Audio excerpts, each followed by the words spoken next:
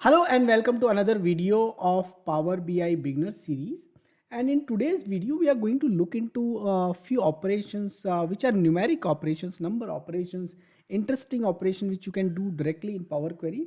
So let's jump onto the Power Query and see these operations where we can add a number or multiply a number to a given number. These kinds of operations are there. So let me go to Power BI.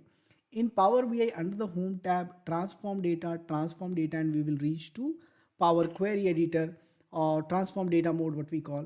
So now here I have already loaded some sheet which has some number. You can create a sheet with a number and then you can try it out. So what I'm going to do here is let me take okay this one.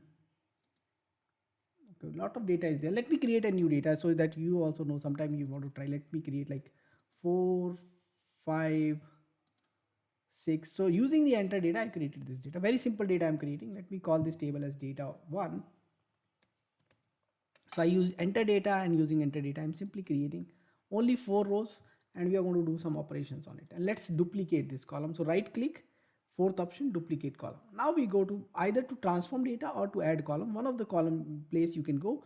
So if you go to transform data, there is operation like standard here, which is under this number column, or if you go to add columns also, here you have the number. So there would be a difference when you do one of these. So if you do with add, then you will have a little bit difference here.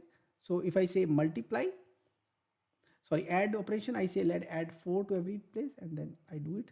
See, it has inserted a new column. Now I go here in the transform data and I do add here and I say 4. See, the 4 is added to the current column. So this is the difference.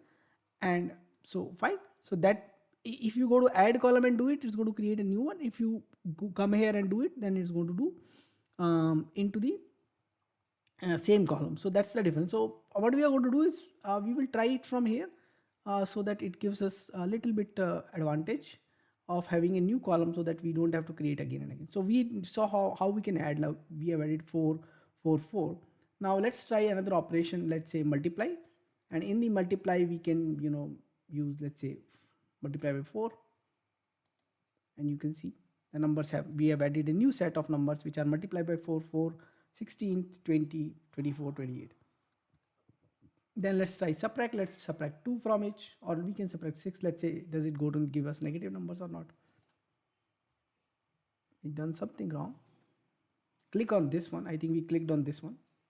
Click on this one and say subtract, and not minus 6, actually only 6. We are subtracting already.